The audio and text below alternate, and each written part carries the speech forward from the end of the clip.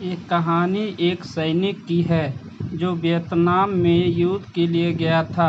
युद्ध समाप्त होने के बाद जब उसके घर लौटने की बारी आई तो उसने अपने माता पिता को सैन फ्रांसिस्को से फ़ोन किया।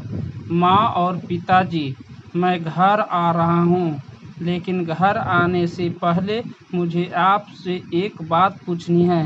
मेरा एक दोस्त है जिसे मैं अपने साथ घर लाना चाहता हूँ, क्या मैं उसे ला सकता हूँ?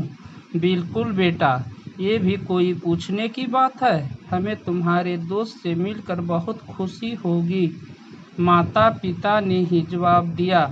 लेकिन पहले एक बात आप लोग जान लें, सैनिक बोलता गया। युद्ध में वह बहुत बुरी तरह घायल हो गया है। उसने एक बारूदी सुरंग पर पैर रख दिया था और उसमें उसने अपना एक हाथ और पैर गंवा दिया है। उसके पास कोई जगह नहीं है जहां वो जा सके, इसलिए मैं उसे अपने साथ रहने के लिए लाना चाहता हूँ।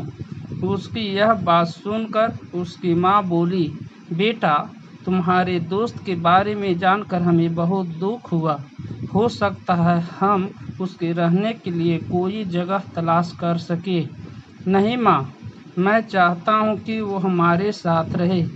लेकिन बेटा, अब पिता ने कहा, तुम समझ नहीं रहे हो कि तुम क्या चाह रहे हो।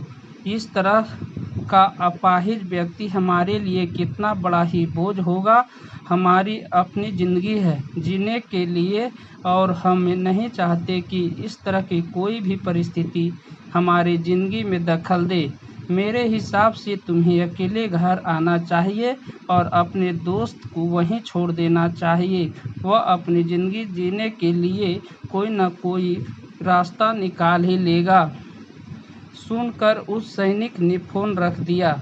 कुछ दिन बाद उसके माता पिता को सैन फ्रांसिस्को पुलिस से एक संदेश मिला जिसमें उन्हें बताया गया कि उनके बेटे की एक बिल्डिंग से गिरकर मौत हो गई है। पुलिस के हिसाब से ये एक सुसाइड केस था। दुखी माता पिता ने तुरंत ही सैन फ्रांसिस्को की फ्लाइट बुक कराई और वहां पहुंच गए। वहां उन्हें शहर की मुर्दाघर ले जाया गया ताकि वे अपने बेटे की पहचान कर सके। उन्होंने उसकी पहचान कर ली, किंतु ये देखकर उनकी कँपी छूट गई कि उनके बेटे का बस एक हाथ और एक पैर था।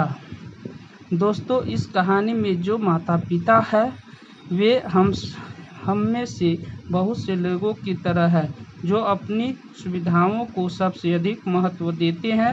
वे उन लोगों से प्यार करना या रहना या उस समय बिताना चाहते हैं जो दिखने में अच्छे हैं, स्वस्थ हैं या फिर जिनके पास रह कर उन्हें मज़ा आता है।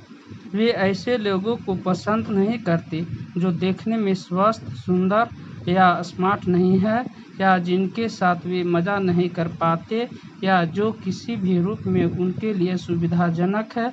वे ऐसे लोगों से दूरी बनाकर रखते हैं। लेकिन कभी-कभी ही उनके इस व्यवहार के कारण उनके सामने ऐसी परिस्थितियां उत्पन्न हो जाती है जब उन्हें पछताना पड़ता है। आइए लोगों को वे जैसे हैं वैसे ही अपनाएं और ज़रूरत पड़ने पर उसकी मदद करें।